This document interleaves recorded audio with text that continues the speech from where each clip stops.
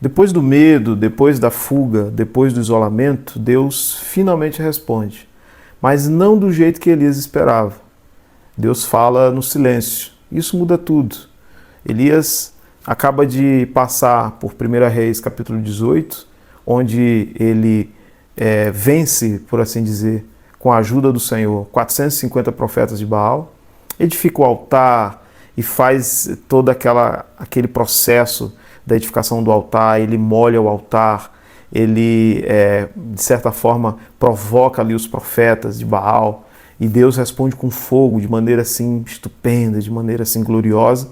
E quando sai do capítulo 18 e entra no capítulo 19 de 1 Reis, e aí a gente vem percorrendo todo esse caminho sobre a história de Elias, o isolamento, está sendo vencido pelos sentimentos que estão nos 2 primeiros vídeos, nós chegamos até esse momento em que, depois de ter passado, ter fugido, ter se isolado, ter sentido medo, Deus finalmente traz uma resposta, mas traz uma resposta sem espetáculo, sem força, sem aquele impacto visível. Deus resolve, falar através do silêncio. Muda tudo porque nem sempre Deus fala alto, mas Ele sempre fala de modo claro. O texto diz que Deus passa. Primeiro vem o vento, forte, impressionante, mas Deus não estava ali. Depois vem um terremoto, depois a estrutura sendo abalada e aquela expectativa, será que Deus vai falar agora? Será que é Ele que está se movendo? Mas Deus também não estava ali. Depois vem fogo. O texto de 1 Reis 19 vai dizer isso. Mas Deus não estava ali. Fogo é intenso, fogo é marcante. A glória de Deus, a perspectiva de Elias, muito possivelmente, lembrando do que acabou de acontecer no episódio dos 450 profetas de Baal, ele já disse, então é Deus. Possivelmente Deus vai se mover através do fogo, mas de novo, Deus não estava ali. Porque, guarde isso no seu coração, nem tudo que é intenso é Deus falando. Às vezes, as experiências intensas e situações que são tão emotivas, tão impactantes, nem sempre elas estão carregadas da palavra de Deus, carregadas do direcionamento de Deus. Nem sempre a unção de Deus se manifesta de maneira efusiva. E é o que esse texto de 1 Reis está ensinando para a gente. Exatamente porque existe um problema na expectativa sobre a movimentação de Deus quando a gente só espera Deus naquilo que é extraordinário. E aí a gente acaba não aprendendo a reconhecer quando Ele fala no simples, quando Ele fala de modo tranquilo. Porque Deus ele é multiforme graça. Então toda a nossa tentativa de encaixar a movimentação de Deus naquilo que nos é familiar, tantas vezes nos levará a um lugar de frustrações. Eu lembro, falando aqui sobre Elias, do texto de Lucas 24, sobre Jesus e os discípulos do caminho de Emaús. É interessante quando Jesus percorre todo o caminho com os 2 discípulos e eles estão tristes, eles estão ali cabisbaixos e tudo, preocupados porque acabaram de ter passaram um final de semana muito triste com a morte do seu Messias e tudo mais, e eles não reconhecem, o texto fala isso, depois você pode ler com calma, Lucas 24, eles não reconhecem Jesus durante todo o caminho. Eles só conseguem reconhecer Jesus, o texto vai dizer de Lucas, quando Jesus, sentado à mesa com eles, parte o pão, que era é simbólico dentro do contexto do discipulado de Jesus. Então, os olhos deles, o texto fala isso, os olhos deles se abrem e eles reconhecem que é Cristo. Ou seja, somente quando algo familiar acontece é que eles têm uma percepção espiritual. Então, às vezes, nós já tivemos, talvez você esteja vivendo isso, ou tenha vivido isso, experiências extraordinárias, momentos assim de uma glória poderosa, um culto, uma oração, uma vigília, uma experiência até no seu quarto, na sua vida particular com Deus, e de repente, depois de um período de escassez, parecido com esse de Elias que a gente está conversando, de medo, de fuga, de isolamento, você, familiarmente pensando, deseja que Deus venha, deseja que Deus intervenha, né? Mais do que desejar que Deus venha, é desejar a intervenção de Deus, o toque de Deus. E aí você fica esperando aquela coisa, Deus vir com fogo, com vento, nossa, ele vai vir, e aí Deus não vem. E às vezes a gente perde essa visitação de Deus, a gente perde essa fala de Deus, essa intervenção de Deus, exatamente porque estamos esperando que ele faça de modo extraordinário, e ele está tentando nos ensinar que ele também se move naquilo que é simples. Elias já tinha visto fogo cair do céu, então naturalmente ele já esperava algo parecido. Mas Deus muda a forma. Eu costumo dizer que Deus não muda, mas Deus se move. O Deus que é imutável é um Deus que está também em movimento. O objetivo de Deus nessa experiência pedagógica com Elias, a gente pode falar assim, não é provar mais o poder. Ele já tinha visto o poder de Deus em 1 Reis 18. O objetivo agora, nessa parte em que Deus começa a intervir nesse processo de Elias, é tratar o coração de Elias. Muita gente perde a direção, não é porque Deus não falou mais, é porque a pessoa estava esperando um outro formato de ação divina. Sabe aquela coisa que você talvez vai se identificar com o que eu vou falar agora? Quando você ora sempre do mesmo jeito, ouve sempre a mesma música, coloca sempre o mesmo fundo musical e de repente você começa a fazer a mesma coisa, no mesmo horário, do mesmo jeito, e de repente você não sente nada, você não percebe nada, e aí talvez você já tenha pensado assim, poxa, será que Deus parou? Eu nessa jornada pastoral já ouvi muitas vezes isso. A pessoa diz assim, nossa, eu tenho a sensação de que Deus parece que não está mais falando comigo. E aí a pessoa começa a descrever, você começa a conversar, a pessoa vai descrevendo mais ou menos como é o estilo de oração, de devocionar, essa coisa toda. E aí você percebe que na verdade não é que Deus não está falando. É que nós às vezes nos acostumamos a esperar de Deus sempre resposta do mesmo jeito. E a gente não pode esquecer, fazendo um paralelo com o texto de Elias, ainda estamos falando sobre Elias, mas contextualizando para o nosso tempo, que Deus fala sempre através da palavra. As nossas experiências, as experiências espirituais, elas precisam ser corroboradas com as Escrituras. A gente não pode pautar Deus falar com base naquilo que a gente sente ou deixa de sentir, porque os sentimentos muitas vezes são enganosos. Muitas vezes, como a gente está conversando, a gente espera um movimento de Deus de determinado modo e Deus está tentando nos ensinar de outra forma. E aí a gente perde esse tratamento de Deus, essa intervenção divina, exatamente por causa dessa falta de percepção do Deus que não muda, mas que se move.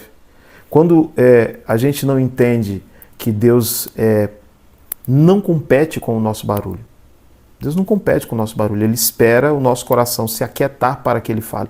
Um outro texto paralelo ao que a gente está conversando é de Êxodo 33, quando Elias, a Bíblia diz que Elias faz uma tenda fora do arraial. Então toda vez que Elias queria falar com Deus, ou Deus queria...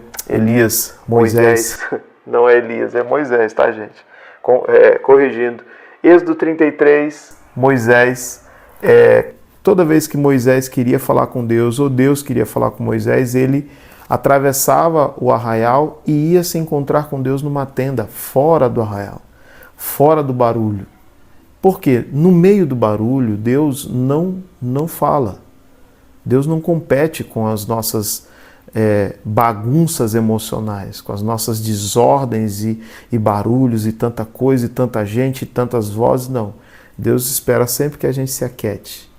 Deus nunca vai falar no meio da nossa ansiedade se não for para que a gente primeiro aquiete o coração.